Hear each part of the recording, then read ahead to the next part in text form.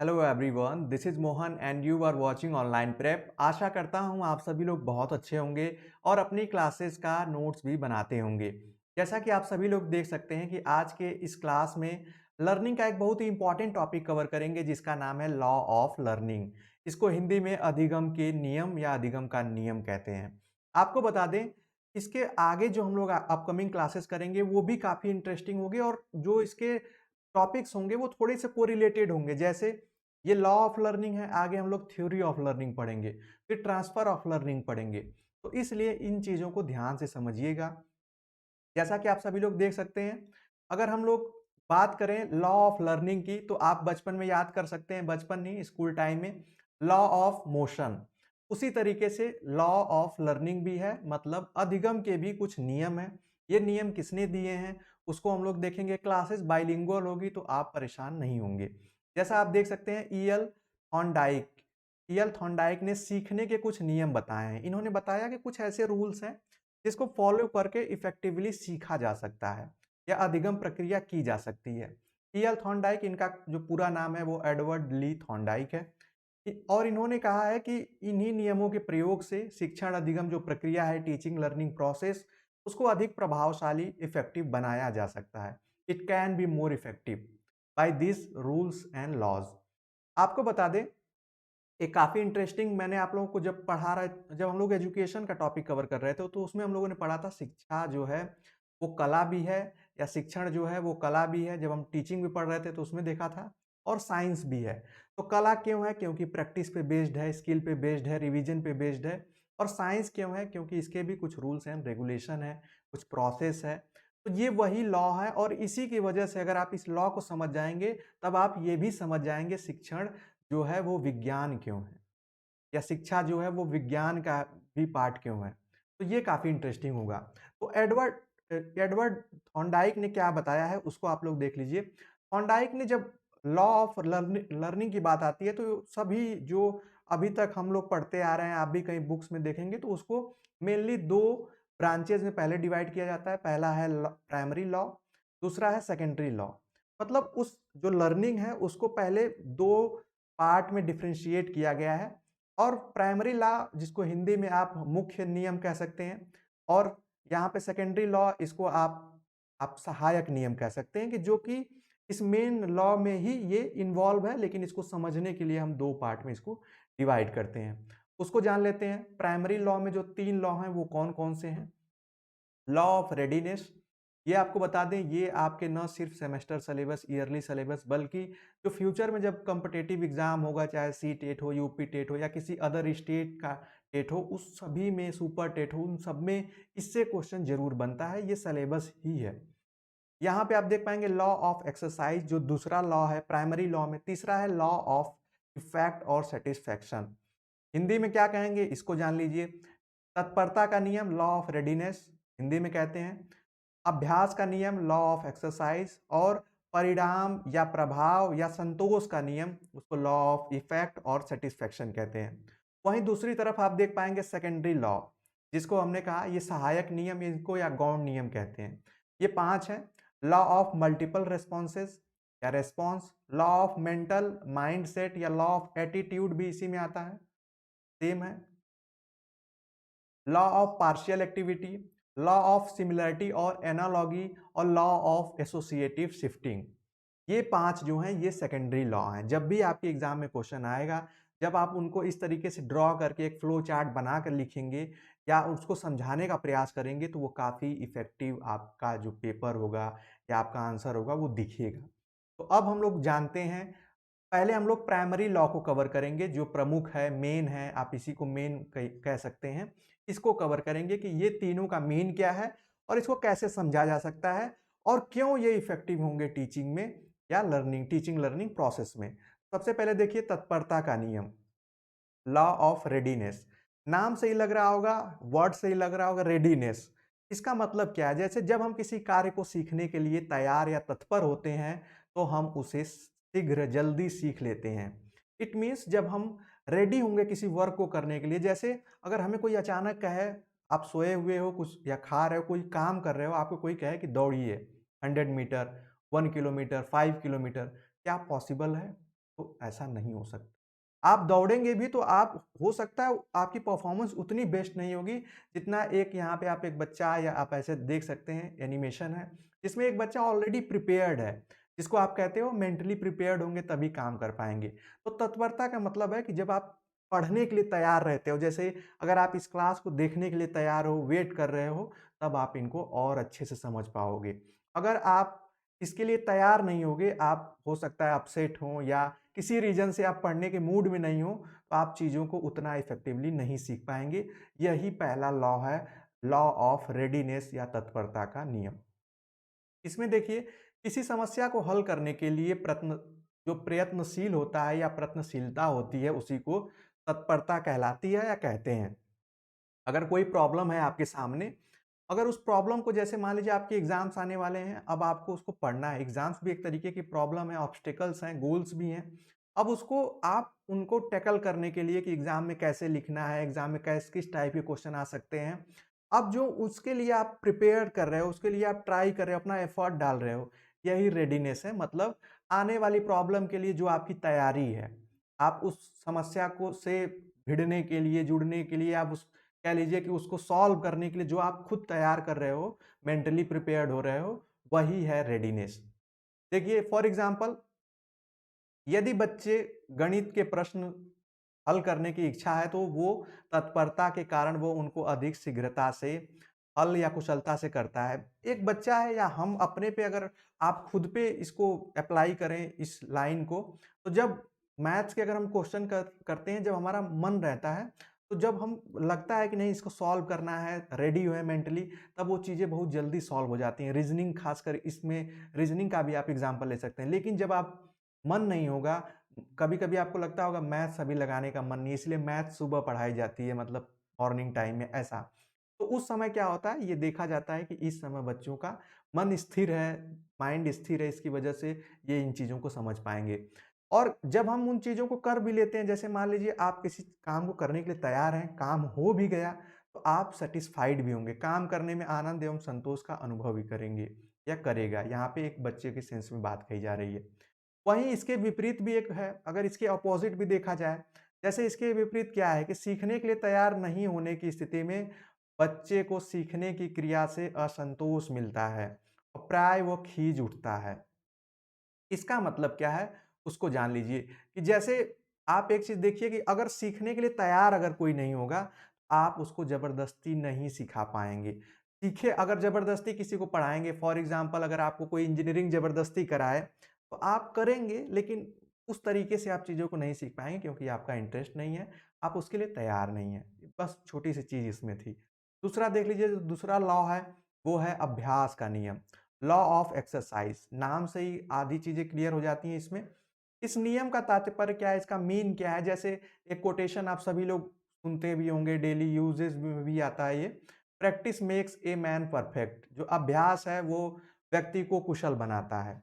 यदि हम किसी कार्य का अभ्यास करते हैं तो हम उसे सरलतापूर्वक सिंपली हम उसको सीख जाते हैं और उसमें कुशल भी हो जाते हैं, हम स्किल्ड हो जाते हैं उसमें जो भी हम जिस चीज़ का अभ्यास करते हैं। फॉर एग्ज़ाम्पल यहाँ पे एक एक स्टूडेंट मान लीजिए गर्ल है, ये बैडमिंटन सीख रही है। बैडमिंटन जब वो बार-बार मतलब प्रैक्टिस होगी बैडमिंटन की, तभी ये फ्यूचर में बैडमिंटन प्लेयर बन पाएँगी। तो ये क्या है, ये सब डिपेंड करता है प्रैक्टिस पे। उसी तरीके से अगर आप पढ़ना छोड़ देंगे, अगर आप 3 मंथ का गैप ले लेंगे, 4 मंथ, 6 मंथ, 1-1 साल जिनकी पढ़ाई छूट जाती है, तो फिर वो बाद में पढ़ना उनके लिए थोड़ा मुश्किल हो जाता है। ऐसा आप सभी लोग जानते हैं। जैसे हम बिना अभ्यास किए, बिना प्रैक्टिस के आप साइकिल चलाना नहीं सीख सकते हैं और ना ही किसी खेल को सीख सकते हैं। अगर आपको बैडमिंटन खेलना है, तो आपको प्रैक्टिस करनी पड़ेगी। हॉकी खेलना है, फुटबॉल खेलना है, एक दिन जाने से आप उस पूरे गेम को, उस स्पोर्ट को नहीं सीख सकते हैं। ये कहने का मतलब है। जैसे हम साइकिलिंग जब चलाना सीखते हैं, तो हम धीरे-धीरे सीखते हैं, गिरते भी हैं, तो तब जाके हम कहीं सीख पाते हैं। इसी एक्सरसाइज में ही, सीखने के नियम में ही इसको भी 2 पार्ट में डिवाइड किया गया है। वो कौन-कौन से हैं उसको देख लीजिए। अभ्यास एक्सरसाइज के ही 2 और नियम हैं, इसी में इन्वॉल्व हैं।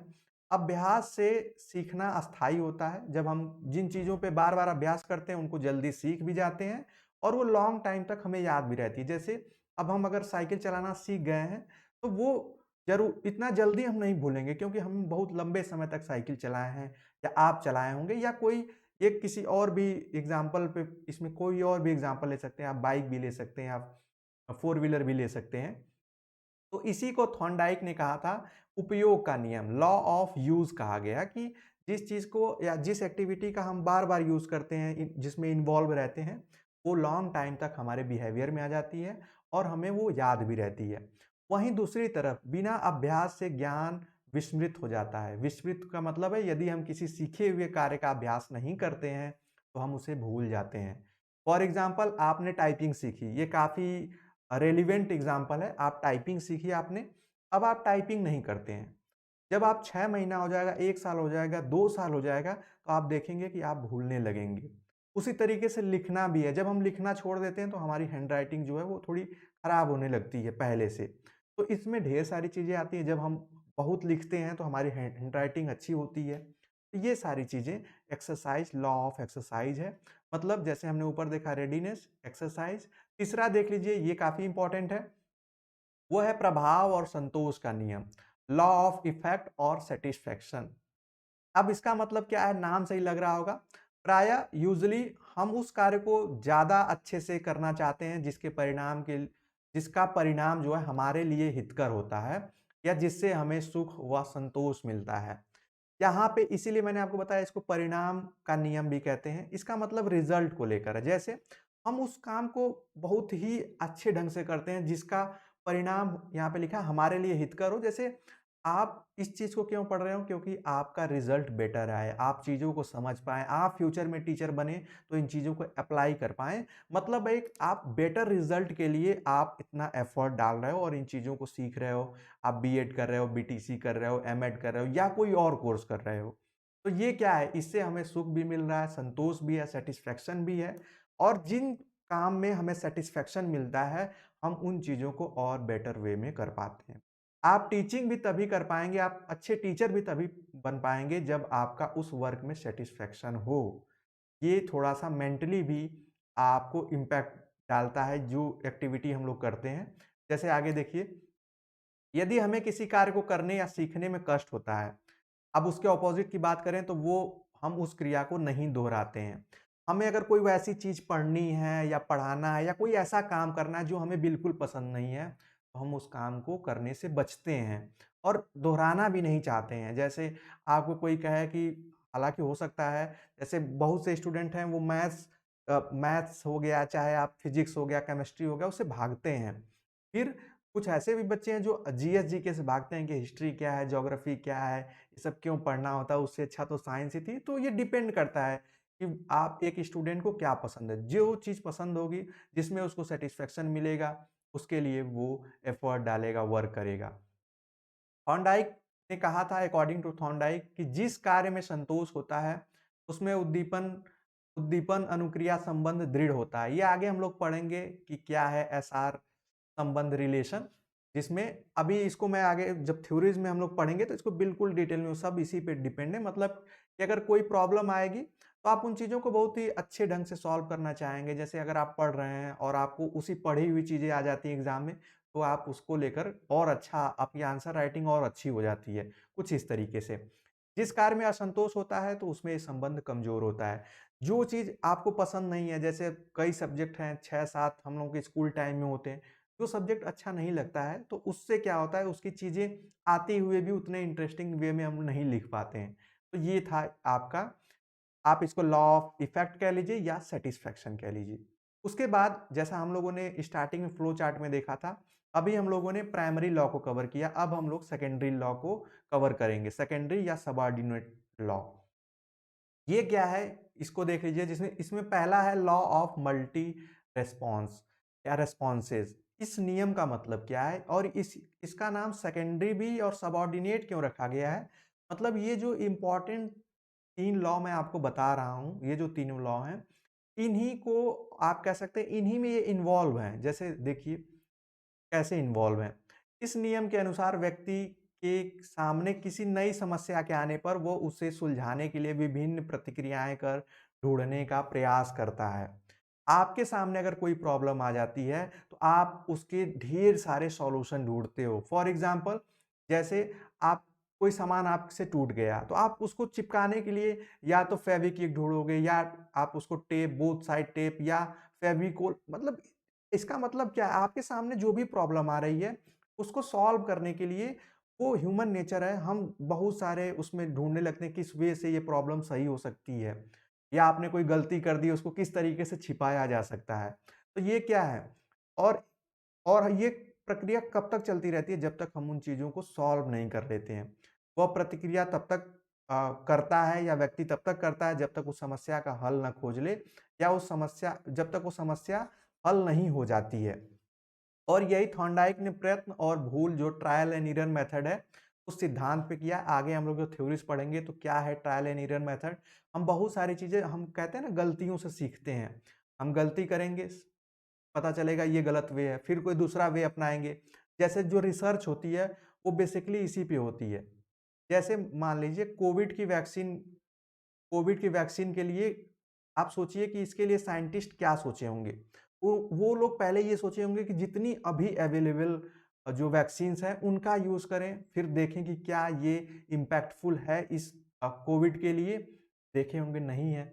फिर वो लोग ढूँढे होंगे कि ये किस तरीके से इसको हटाया जा सकता है और एक वैक्सीन बनाने के लिए उससे पीछे उन्होंने लगभग उसी तरीके के 100 से ज़्यादा वैक्सीन्स उन्होंने ढूँढी होगी मतलब कुछ उससे रिलेटेड, लेकिन वो इम्पैक्टफुल नहीं होगी, उसके कारगर नहीं हुई होगी।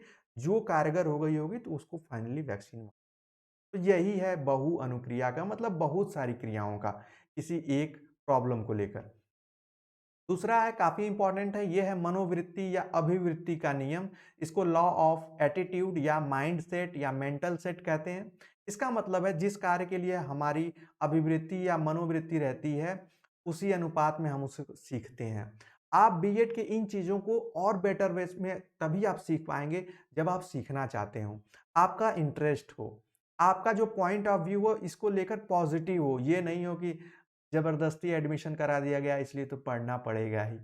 इस माइंडसेट से, इस एटीट्यूड से आप पढ़ेंगे तो चीज़ें अच्छे ढंग से नहीं समझ में आएँगी। जब आप किसी भी सब्जेक्ट को, किसी भी कोर्स को जब आप पॉजिटिव माइंडसेट के साथ, पॉजिटिव एटीट्यूड के साथ पढ़ते हैं, तो वो आप उसमें जीने लगते हैं, उसमें आप खोने लगते हैं, इस तरीके से।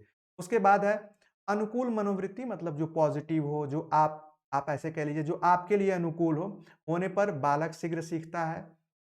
और प्रतिकूल जो नेगेटिव टर्म में चला गया, जब वो प्रतिकूल नेगेटिव टर्म में होगा तो उसको सीखने में बाधाएँ आएगी। अगर आपका इंटरेस्ट इंजीनियरिंग में नहीं है, मेडिकल में नहीं है, आप तो उन फील्ड में आप जाएँगे तो आप उतने अच्छे से उन चीज़ों को नहीं सीख पाएँगे। तो इसका मतलब है कुछ भी सीखने के लिए आपको एक प्रॉपर माइंडसेट की ज़रूरत होती है। कोई भी गेम आप खेलते हैं तो उसके लिए एक प्रॉपर माइंडसेट, एक पॉजिटिव माइंडसेट, पॉजिटिव अप्रोच की ज़रूरत होती है। नेगेटिविटी के साथ आप नहीं बढ़ सकते उसमें या नहीं अच्छे से सीख सकते। थर्ड वन जो देखिए वो है आंशिक क्रिया का नियम, law of partial activity. Partial activity नाम से ही आपको पता चल जा रहा होगा, आंशिक मतलब छोटी-छोटी क्रियाएँ। ये क्या हैं इसको समझते हैं। थॉर्नडाइक ये भी मानते हैं कि बच्चों में ये जो लर्निंग हम लोग पढ़ रहे हैं, ये आप अपने पे तो अप्लाई करेंगे, लेकिन आप फ्यूचर में जब टीचर बनेंगे तो आपको ये चीज़ें याद भी होनी चाहिए कि बच्चे किस तरीके से सीख सकते हैं। क्योंकि मैंने स्टार्टिंग में ही आप लोगों को बताया, इस नियम का यूज़ क्या है? इस नियम का यूज़ है कि जो टीचिंग लर्निंग प्रोसेस है, जो एक क्लासरूम में टीचर और स्टूडेंट के बीच में होता है, उसको इम्पैक्टफुल बनाया जा सके। तो इसलिए इसको जानना ज़रूरी है। तो देखिए हम लोग थे थर्ड पे आंशिक क्रिया का नियम। थॉर्नडाइक ये मानते हैं कि चिल्ड्रंस में सामने किसी भी समस्या को छोटे-छोटे भागों में विभाजित कर प्रस्तुत किया जाए और एक-एक भाग का समाधान किया जाए, तो बच्चे पूरी समस्या को शीघ्रता और सुगमता से समझकर संपूर्ण कार्य को पूरा कर सकते हैं। कहने का मतलब आप लोग एक बचपन में स्टोरी भी सुने होंगे कि जैसे फॉर एग्ज़ाम्पल मैं यहाँ पे कुछ पेन ले ले रहा हूँ। जैसे ये मान लीजिए 4 ऑब्जेक्ट है, पेन है, तो आप एक स्टोरी सुने होंगे कि अगर आप इन चारों को एक साथ तोड़ेंगे, तो ये जल्दी नहीं टूटेंगी। लेकिन जब हम इनको हटाकर एक-एक किसी सिंगल को तोड़ना चाहेंगे, तो वो आसानी से टूट जाएगी। मतलब जब हम ओवरऑल बहुत सारी चीज़ों को एक साथ पढ़ने की कोशिश करेंगे, तो उससे हम जल्दी उस चीज़ को नहीं सीख पाएँगे। जैसे अगर हमें कोई गेम भी सीखना है, तो पहले उसको स्टेप बाय स्टेप सीखना, जिसको आप कहते हैं स्टेप बाय स्टेप, वो यही है। कि हम जब बच्चों को स्टेप बाय स्टेप सिखाएँगे, तब वो उन चीज़ों को जैसे हम पहले अल्फ़ाबेट सीखते हैं, फिर उसके बाद वर्ड सीखते हैं, वर्ड के बाद सेंटेंस सीखते हैं, तब टेंस सीखते हैं, तब ग्रामर पढ़ते हैं। ये एक वे होता है। इसी तरीके से पाठ्य योजना को छोटी-छोटी इकाइयों में विभक्त करके पढ़ाना इसी नियम पर आधारित है। आपका जैसे आप सिलेबस अपना उठा के देखेंगे, तो उस सिलेबस में पेपर है, 4 पेपर है, 6 पेपर है, जितना भी पेपर होगा, पेपर के अंदर यूनिट होगी, यूनिट के अंदर सब यूनिट या चैप्टर होंगे। ये क्यों बनाया जाता है? ये इसलिए बनाया जाता है कि जब आपको छोटे-छोटे गोल्स होंगे, तो आप उनको ईज़िली अचीव कर पाएँगे। उनको ईज़िली आप आसानी से उनको आप कह सकते हैं कि उसको सीख भी पाएँगे और आपका इंटरेस्ट भी बढ़ेगा कि एक चैप्टर कंप्लीट हो गया, अब दूसरा पढ़ने जा रहे हैं। उसी तरीके से फोर्थ वन है एक और इसमें जो चौथा नियम है अनुरूपता का नियम जिसको लॉ ऑफ एनालॉजी या सिमिलैरिटी कहते हैं। जब व्यक्ति के सामने कोई नई समस्या आती है तो वो अपने पूर्व के अनुभव एवं प्रयत्नों को स्मरण करता है, याद करता है, उसको रिकॉल करता है। जैसे अभी इसको देख लीजिए, उससे तुलना करता है और उसके अनुसार क्रिया कर समस्या का समाधान खोजने का प्रयत्न करता है। जैसे अगर आप साइंस बैकग्राउंड से होंगे, इन चीज़ों को साइंस टर्म से समझेंगे। जैसे अब मैंने लॉ बोला फॉर एग्ज़ाम्पल, एक अच्छी चीज़ है, ये काफ़ी इम्पोर्टेंट है और आप लोगों को समझ में आएगी। जैसे लॉ, अब ये जब लॉ अगर ये साइंस स्टूडेंट समझेगा तो वो क्या समझेगा? क्योंकि वो फिजिक्स के लॉ, केमिस्ट्री के लॉ, उसके दिमाग में ये लॉ आएगा। अगर कोई लॉ मतलब आप क्रिमिनल केसेस में हो गए, चाहे जिसने लॉ की पढ़ाई की है, उसके सामने अगर वो इस टर्म को देखेगा तो उसको लगेगा कि ये जुडिशरी से रिलेटेड चीज़ें हैं। तो ये क्या है? ये मैटर करता है कि ये पर्सन जो है वो किस बैकग्राउंड से है या उसने इससे पहले इस शब्द से क्या अनुभव लिया है। इसलिए ये इम्पोर्टेंट है और ये भी आप कह सकते हैं कि जब भी कोई प्रॉब्लम आती है, तो हम याद करते हैं कि ऐसी हमारे पास साथ और प्रॉब्लम आई थी तो हमने उसको कैसे टैकल किया था, कैसे उसको सॉल्व किया था, क्या एफर्ट किए थे। वो अनुरूपता का नियम है कि हमें ये याद आ जाता है कि हाँ, एक बार मेरे साथ ऐसी प्रॉब्लम आई थी, तो मैं अपने गार्जियन से बोलकर या अपने भैया से बोलकर उनसे चीज़ों को सॉल्व कराया था। कुछ इस तरीके से या आप कोई एफर्ट किए हों, कोई तरीका अपनाए हों, तो वो ज़रूर याद आ जाता है। उसी तरीके से फिफ्थ वन है साहचर्य परिवर्तन का नियम लॉ ऑफ एसोसिएटिव शिफ्टिंग। ये क्या है इसको जान लीजिए। इस नियम के अनुसार कोई भी अनुक्रिया जिसे करने की क्षमता व्यक्ति में होती है, उसे एक नए उद्दीपन के द्वारा ही उत्पन्न किया जा सकता है। इसका मतलब क्या है जब हम लोग थ्योरीज़ पढ़ेंगे तो वो काफ़ी इंटरेस्टिंग होगा। फॉर एग्ज़ाम्पल मान लीजिए आपको आइसक्रीम पसंद है, आइसक्रीम। मेबी आपको कुछ और पसंद हो सकता है बट आप यहाँ के लिए मान लीजिए, जब आपको आइसक्रीम पसंद है, आइसक्रीम को देखते ही आपके मुँह में पानी आ जाएगा। आपको खाने का मन करेगा उसको या खरीदने का मन करेगा। लेकिन आप एक चीज़ ध्यान रखेंगे कि जब हम घर में रहते हैं, अभी तो मैंने बताया कि देख कर, लेकिन जब आप उसकी बेल सुनेंगे, जो आइसक्रीम वाले जो बेल बजाते हैं, वो घंटी बजाते रहते हैं, आपको उस बेल को भी सुनकर आप सोचेंगे कि वो आ गया है, लेना है उससे। ऐसा यूजुअली होता है, वो कोई भी मतलब जगह हो लेकिन जिसका खाने का मन हो, जो जिसके लिए फ़ेवरेट हो आइसक्रीम, उसको क्या होगा कि उस बेल से ही वो उसको कोरिलेट कर लेगा कि अच्छा आइसक्रीम वाला आ गया है, ऐसा आप कहते हैं। इसी तरीके से जैसे गोलगप्पे वाले, आप देखकर भी आपको एकदम इंटरेस्ट है कि नहीं हाँ, अभी मिल जाए तो खा लेते हैं, 8, 10, 20 खा लेते हैं, मुँह में पानी भी आ जाता है और जब आप उसको दूर से ही देख लेंगे, आप ये भी नहीं देखेंगे, हो सकता है उसके पास गोलगप्पा खत्म हो गया हो, लेकिन आप उसकी शॉप को देखकर आपके मन में ये आ जाता है कि मतलब मुँह में पानी आ जाता है कि गोलगप्पे खाने को मिलेंगे। तो इसका मतलब यही है कि जब हम चीज़ों को किसी एक चीज़ से कोरिलेट कर लेते हैं, तो धीरे-धीरे उस पर्सन को ही देखकर आप गोलगप्पे वाला कहने लगते हैं उसको। तो इसका मतलब हम बहुत सारी चीज़ों को एक-दूसरे से कोरिलेट कर या उसके सब्स्टिट्यूट के तौर पे भी देखने लगते हैं। ये क्या है जब हम लोग आगे पढ़ेंगे, जैसे यहाँ पे एग्ज़ाम्पल हालाँकि मैंने लिखा है कि भोजन सामग्री को देखकर एक कुत्ते के मुँह में लार टपकने लगती है, लेकिन कुछ समय के बाद खाने के प्याले को देखकर ही उसके मुँह में आप कह सकते हैं मुँह में पानी आने लगता है। ये क्या है जब हम लोग आगे पढ़ेंगे, उसमें पावलोव की थ्योरी आती है और वो उसने एक एक्सपेरिमेंट किया है कुत्ते के ऊपर, डॉग के ऊपर। उसको हम लोग डिटेल से पढ़ेंगे कि किस तरीके से वो पहले खाना देता है, फिर खाना देने के बाद फिर एक बेल बजाकर खाना देता है। करते-करते अब एक समय ऐसा आता है कि वो थाली में अगर खाना नहीं भी रहता है तो उस डॉग को लगता है कि खाना आ गया और उसके मुँह में पानी आता है। इस पे पूरी बेस्ड है वो थ्योरी। जब हम लोग वो थ्योरी पढ़ेंगे तो और डिटेल से इसको समझेंगे।